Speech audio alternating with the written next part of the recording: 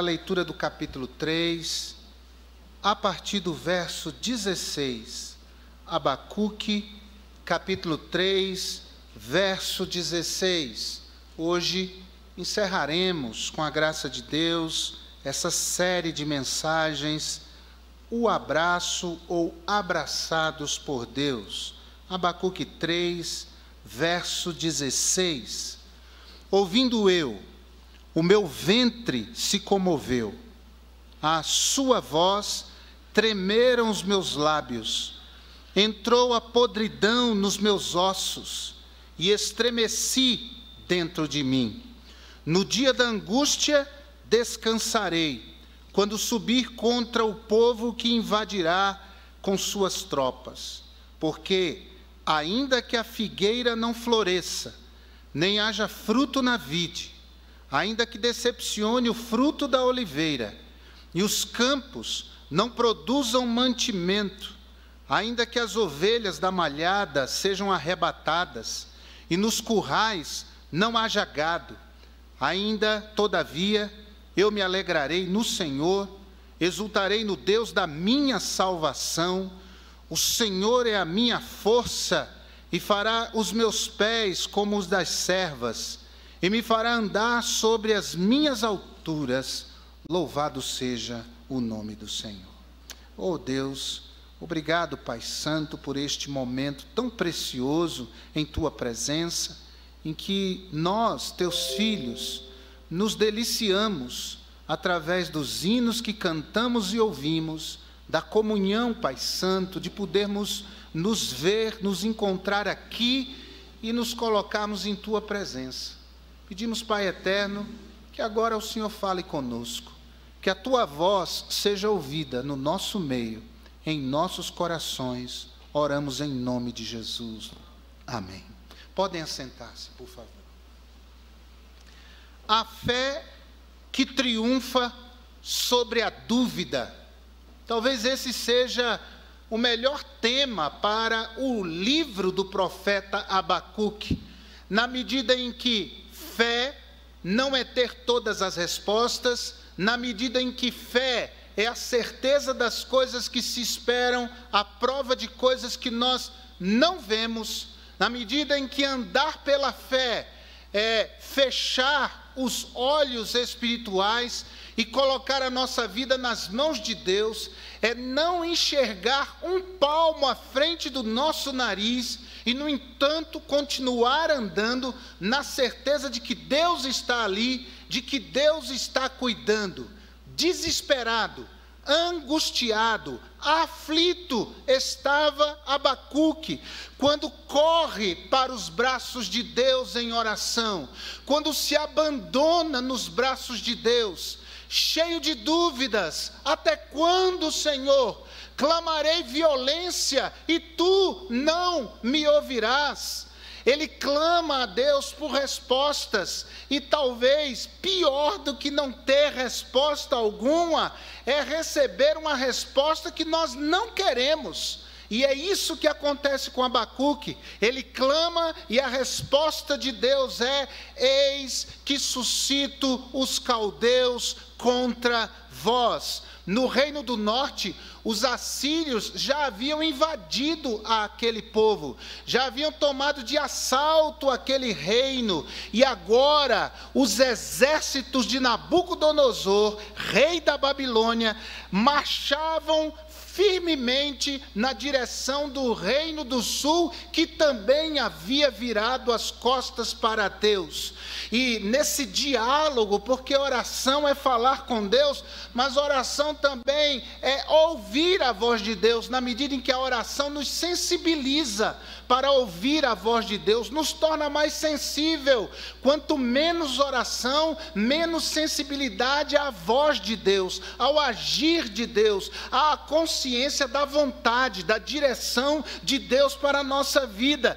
Então, à medida em que Abacuque clama, à medida em que Abacuque ora, fala com Deus, Abacuque também ouve a Deus. E ele ouve que aquele exército inimigo vinha e teria êxito, porque aquilo era vontade de Deus.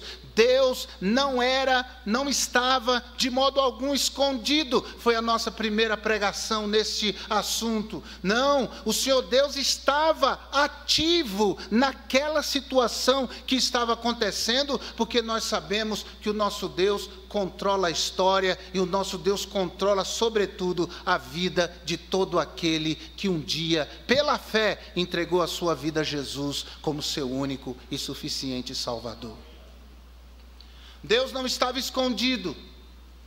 Abacuque vai entendendo mais sobre Deus, a partir de coisas que já ouvira, que já aprendera a respeito de Deus. Mas uma coisa é ouvir falar de Deus, outra coisa é experimentar este Deus vivo em sua vida. E Abacuque vai descobrir nessa oração que Deus não só não está escondido, mas que Deus também não é desconhecido. Ele mesmo, Abacuque, começa a lembrar de certas características deste Deus, de certas marcas da personalidade deste Deus, e fica maravilhado com aquilo que descobre. Tudo isso, irmãos, num momento ou em momentos de oração, na presença de Deus, dentro do abraço de Deus. Dentro do abraço de Deus, Abacuque não só descobre que Deus não está escondido, não só descobre que esse Deus não é um Deus desconhecido, mas ele também descobre que esse Deus não é um Deus inativo, ou seja, esse Deus está se movendo, esse Deus está trabalhando, esse Deus está movendo as peças da história, e Deus vai revelar a Abacuque que os dias seriam difíceis, e Abacuque, portanto, começa a clamar pelo povo, começa a clamar pela subsistência, pela sobrevivência desse povo diante do caos. Abacuque ora por avivamento. Foi a mensagem do último domingo. Aviva a tua obra, Senhor, no meio dos anos, na tua ira, lembra-te da tua misericórdia. Abacuque termina essa conversa com Deus, a sua oração, com uma outra dimensão a respeito de Deus, com uma outra perspectiva a respeito de Deus, diferente daquela que ele tinha anteriormente.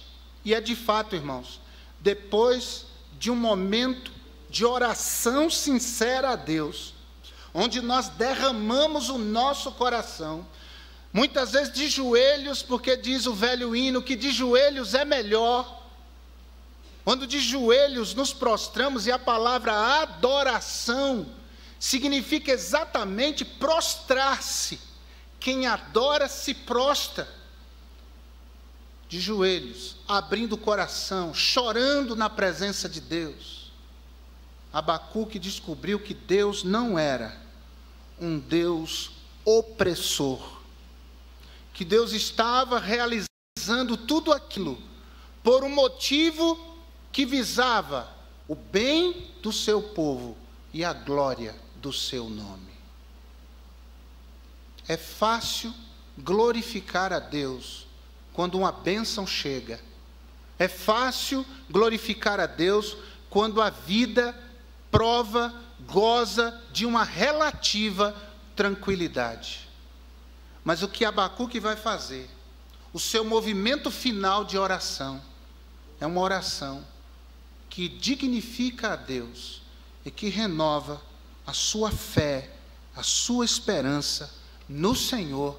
E Abacuque, pela fé, mesmo sabendo que a catástrofe ainda estava por vir, mas Abacuque, pela fé, canta em oração o triunfo.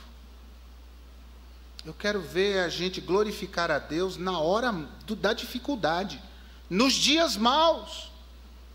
Glorificar o Senhor sem ter a resposta, sem ver as portas abertas, ainda no meio da tribulação, da tormenta, ainda ali.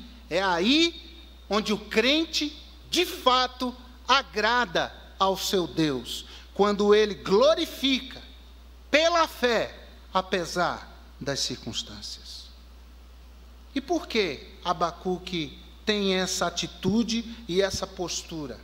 Em primeiro lugar, que Abacuque entendeu que em Deus nós encontramos firmeza, apesar da instabilidade da vida.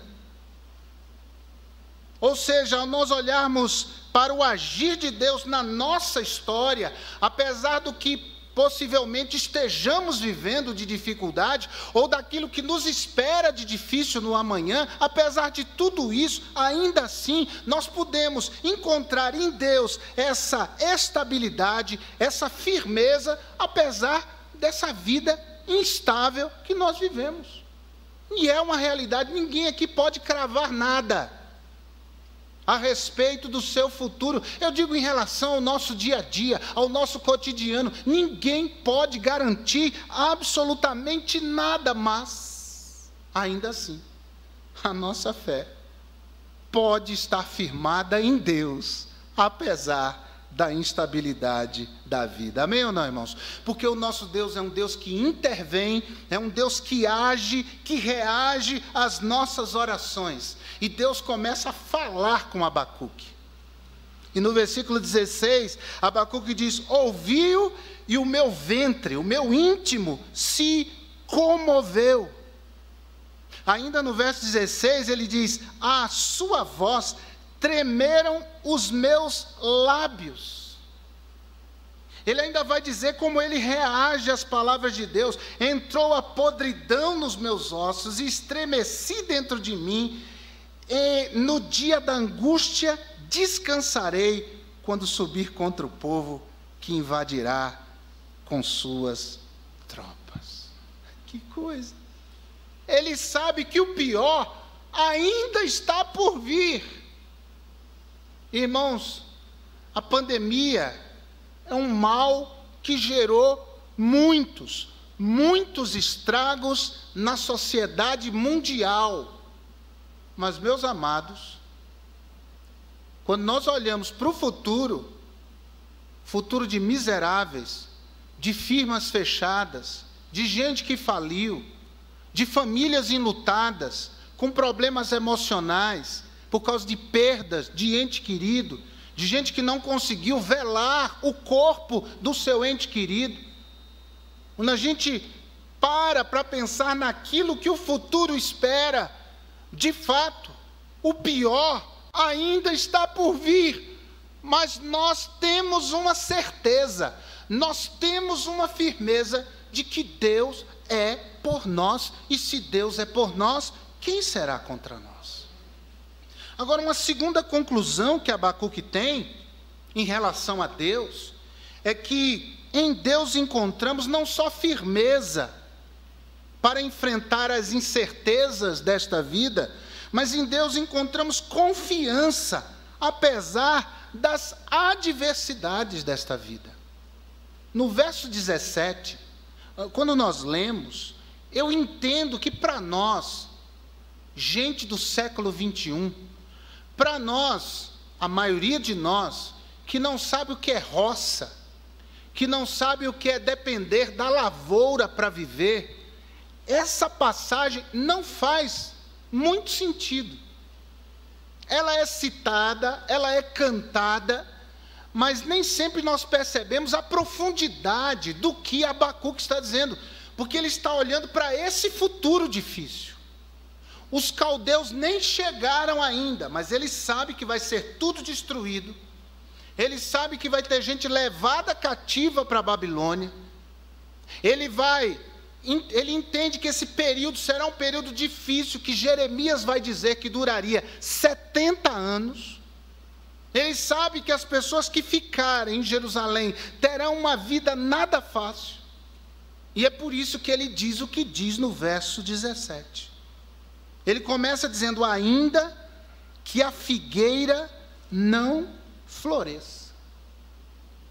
Você sabe que a figueira era a única árvore que não definhava nas secas do Oriente Médio. O figo, o fruto da figueira, o figo novo ou seco era consumido.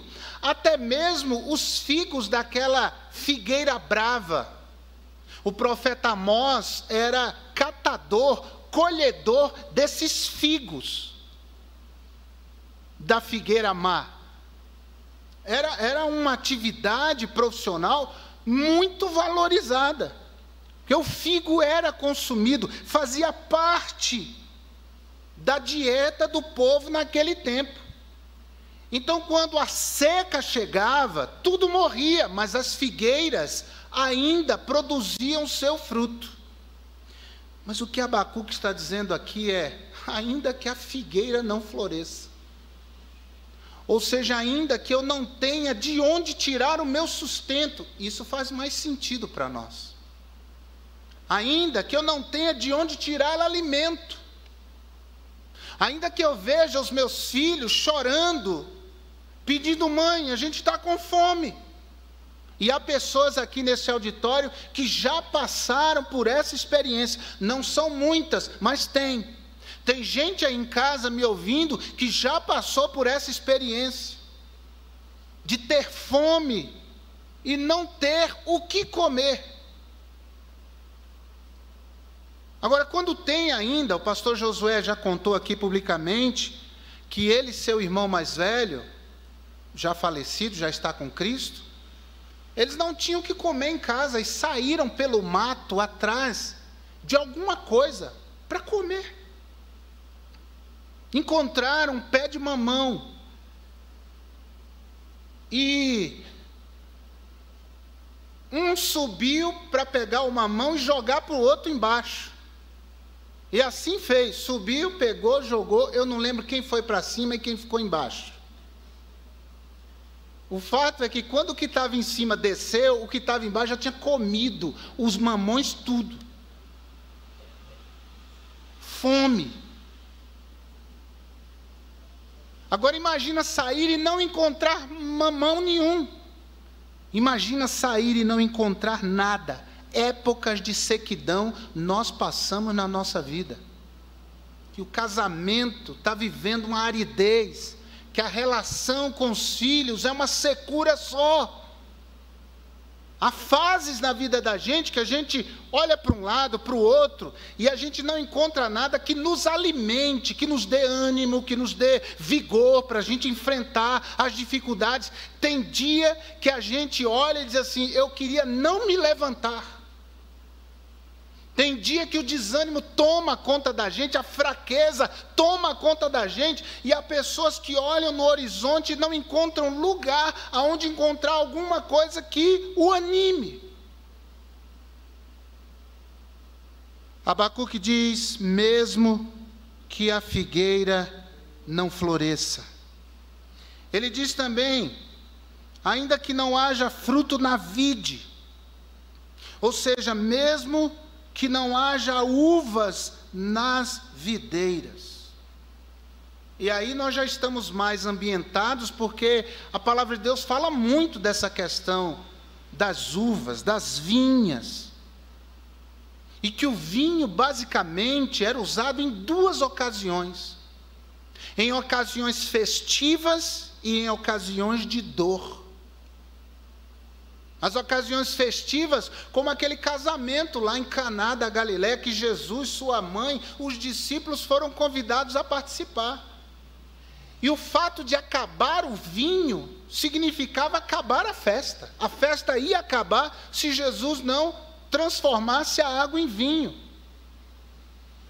Ou seja, o vinho era servido em ocasiões festivas, em ocasiões de vitórias, de alvos alcançados, de coisas que a gente alcançava na vida. A festa era regada a vinho. As grandes conquistas da vida. Mas o vinho também era usado em momentos de dor, em situações de enfermidade. Nós sabemos, Jesus contou a parábola do bom samaritano, e que aquele homem que fora assaltado, espancado quase até a morte, recebeu nas suas feridas azeite e vinho. Bem, eles não tinham uma medicina tão avançada como nós temos. Então eles acabavam usando esse tipo de remédio caseiro para curar feridas.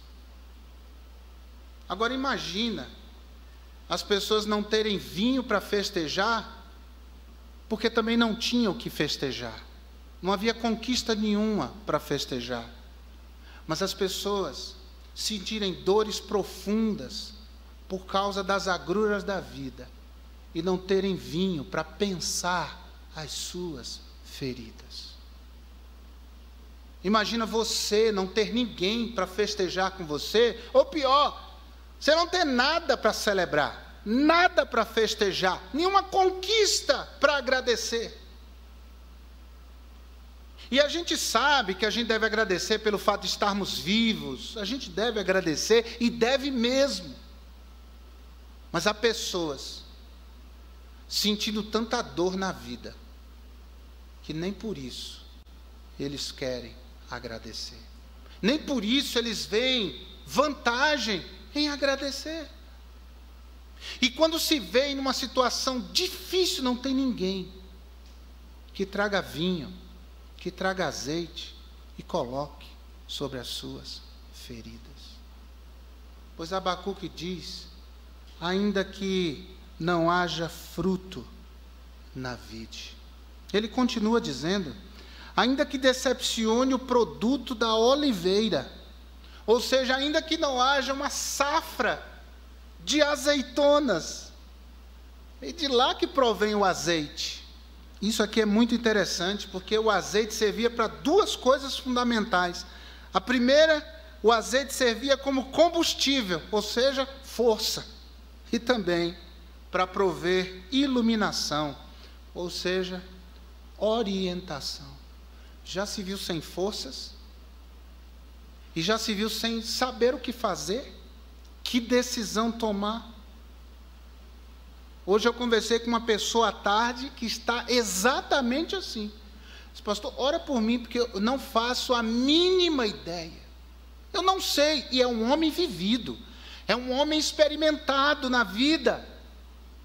Mas há certas coisas para as quais nós nos vemos sem saída, sem saber o que fazer. Aí toda escola de vida que a gente tem, mostra-se pouco ou nada eficaz. Tem coisas que realmente são becos sem saída, não tem saída. E é a isso que Abacuque está comparando a situação que o povo viveria. Sem figueira, sem vide, sem oliveira.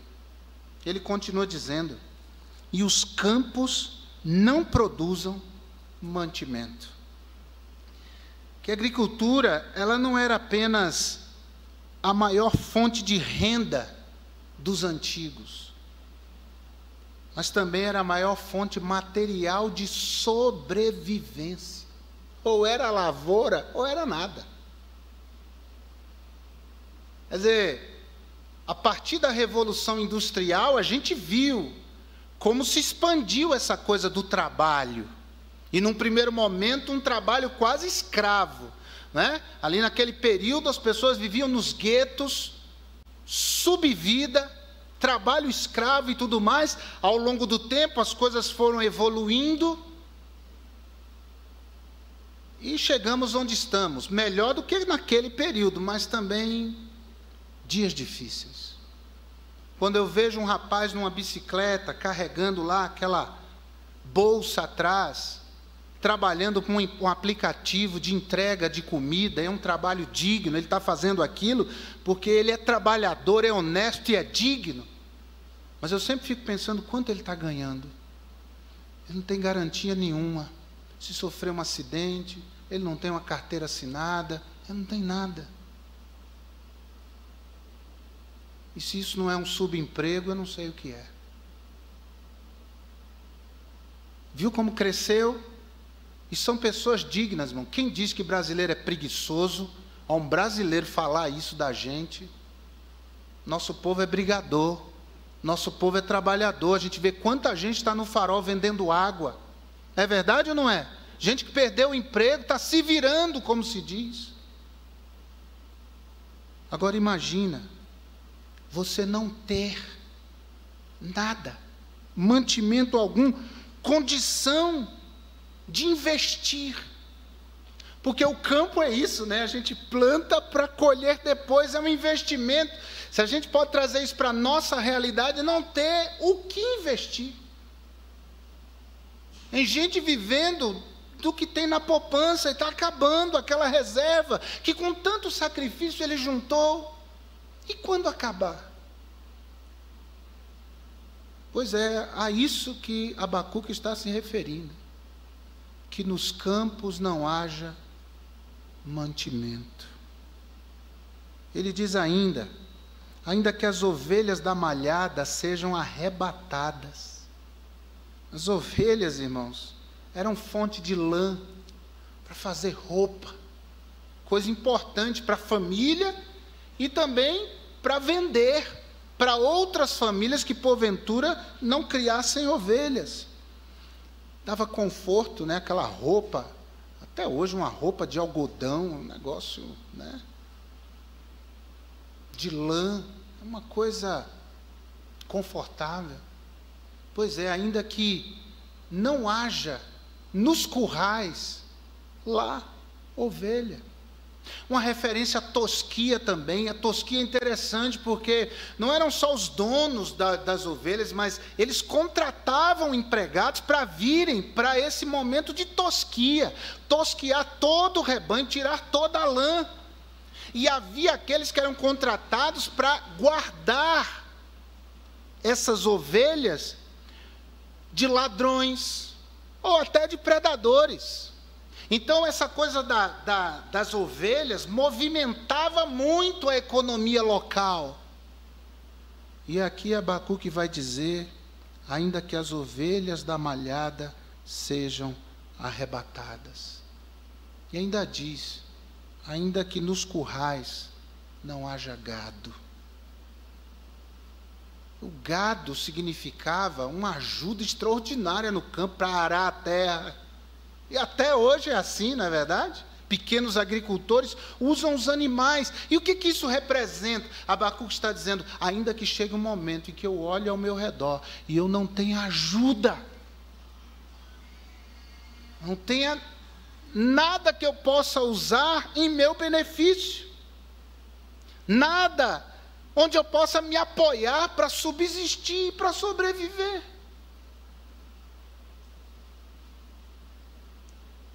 Ainda que a figueira não floresça, nem haja fruto na vide, ainda que decepcione o produto da oliveira, e os campos não produzam mantimento, ainda que as ovelhas da malhada sejam arrebatadas, e nos currais não haja gado.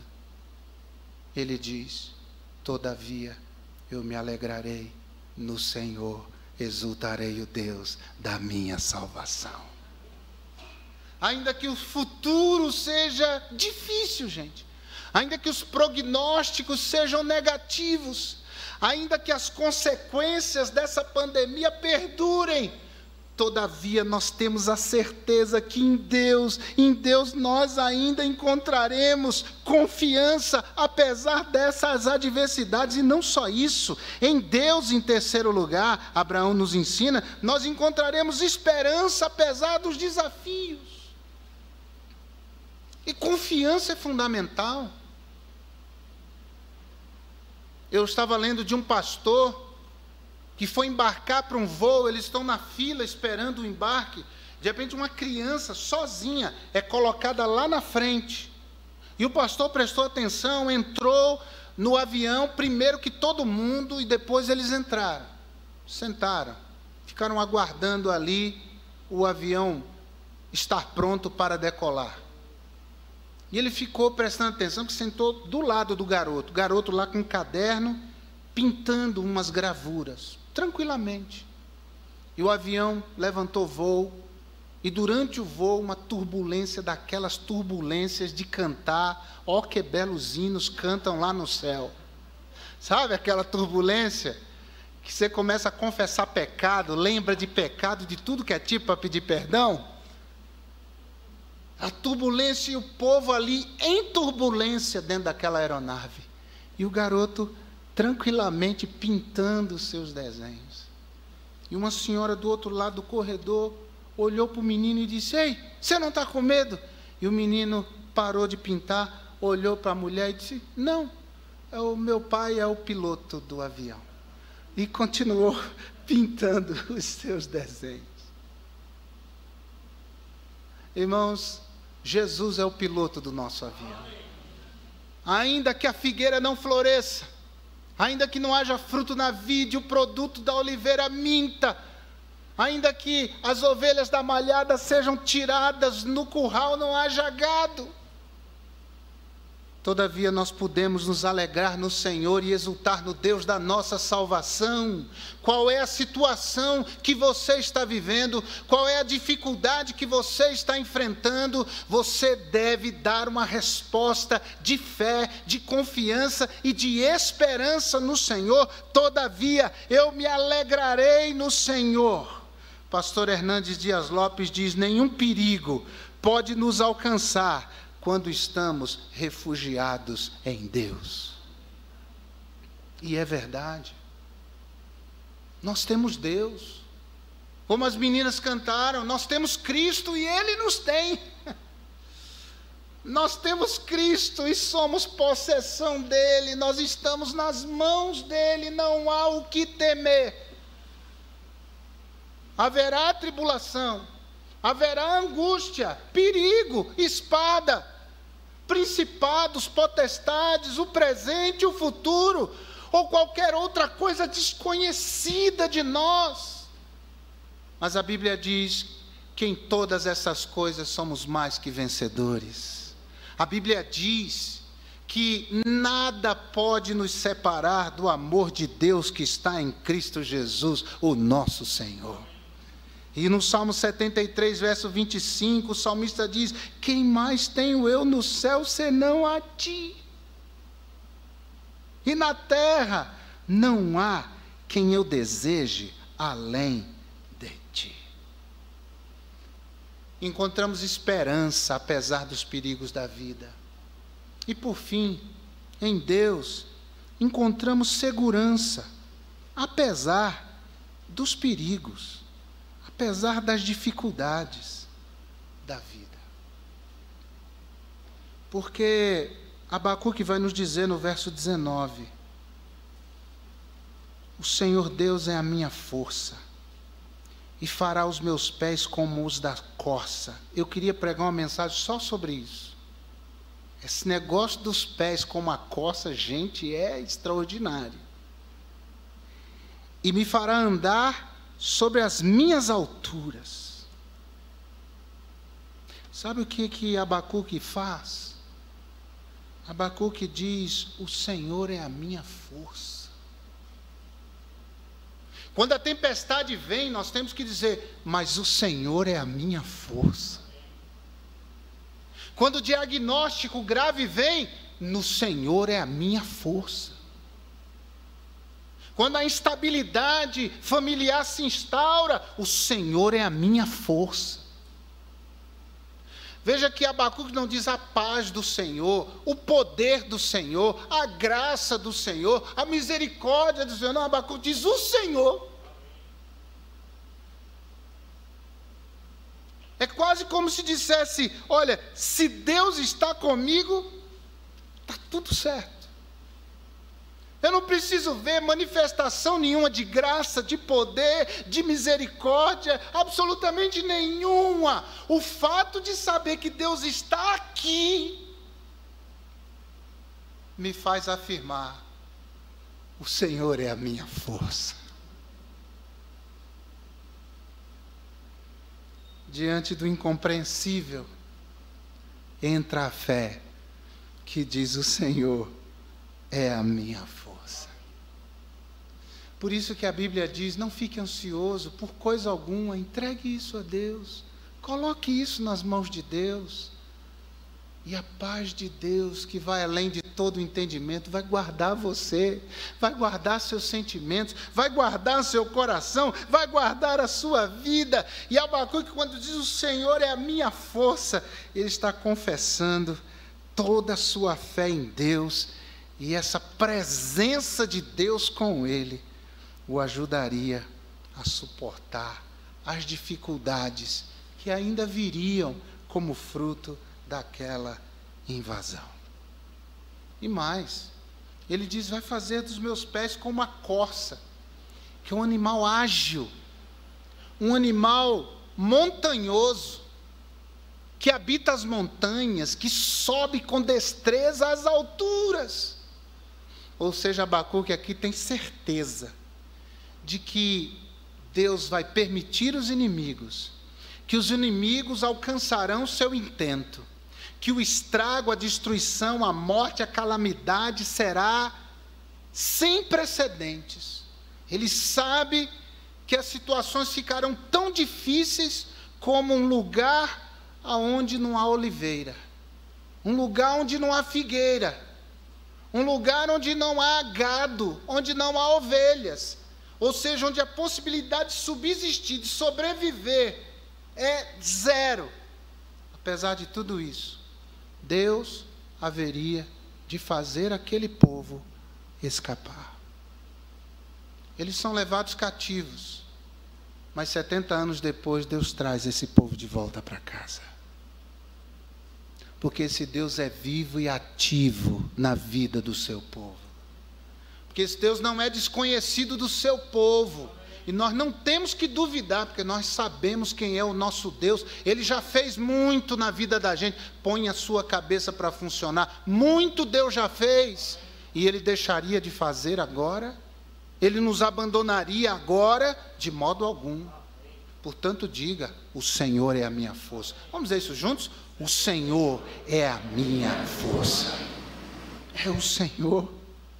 E o salmista diz isso, né? O Senhor é a minha força e a minha salvação. A quem temerei? O Senhor é a força da minha vida. De quem me recearei? Quando os malvados, meus inimigos, se levantaram contra mim para fazer a guerra. Olha que coisa difícil. O Senhor estava ali com ele. O Senhor lhe deu livramento. E Deus, meus amados, está conosco, Ele é a nossa força. Ainda que eu ande pelo vale, vamos dizer juntos? Ainda que eu ande pelo vale da sombra da morte, não temerei mal algum, porque Tu estás comigo, a Tua vara e o Teu cajado me consolam. Louvado seja o nome do Senhor, Ele é a nossa força. Portanto, encerrando essa série das coisas que Abacuque encontrou dentro do abraço de Deus, e nós também podemos encontrar, porque Abacuque quer dizer abraço, e essa mensagem Abacuque leva para o povo, para que eles sejam igualmente abraçados por Deus. Nós aprendemos, em primeiro lugar, que devemos confiar em Deus, porque Deus é fiel. Embora sejamos infiéis, Ele permanece fiel. Em segundo lugar, devemos confiar em Deus, porque Ele não falha. A Bíblia diz em Números, Josué 21, verso 45, nenhuma promessa falhou de todas as boas palavras que o Senhor falara à casa de Israel. Ele é fiel. Em terceiro lugar, nós devemos confiar em Deus, porque Ele é bom. Salmo 34, verso 8, ó provai e vede que o Senhor é bom, bem-aventurados aquele que nele confiam. Que seja assim a nossa vida, irmãos, que seja essa a nossa confiança, e que de dentro do abraço de Deus, nós possamos receber as forças do Senhor. O Senhor é a minha força, e que seja assim, para a glória do Senhor. Amém? E você que está aí assistindo essa mensagem, se Deus tem tocado sua vida, Deus nos chama para confiar, para crer, apesar de tudo, ainda que figueira não floresça, ainda que não haja fruto na vida, o produto da oliveira minta, não haja nos currais gado, nem ovelhas, todavia nós nos alegraremos no Senhor. Alegre-se em Deus. E se você não conhece esse Deus, então hoje é a sua noite. Essa é a oportunidade que Deus te dá para confiar a sua vida a Ele. que é isso que Ele quer. Prove, veja que o Senhor é bom, é maravilhoso. Tanto que mandou Jesus para morrer por você. Vamos curvar as nossas cabeças, vamos falar com esse Deus. Será que há alguma entrega que você precisa fazer? Será que há alguma situação que você diz: eu não tenho resposta para isso, eu não tenho solução para isso? Mas você confia em Deus e faz de Deus a sua força. Alguém assim? Deus abençoe, amém, amém. Na galeria, amém. O Senhor é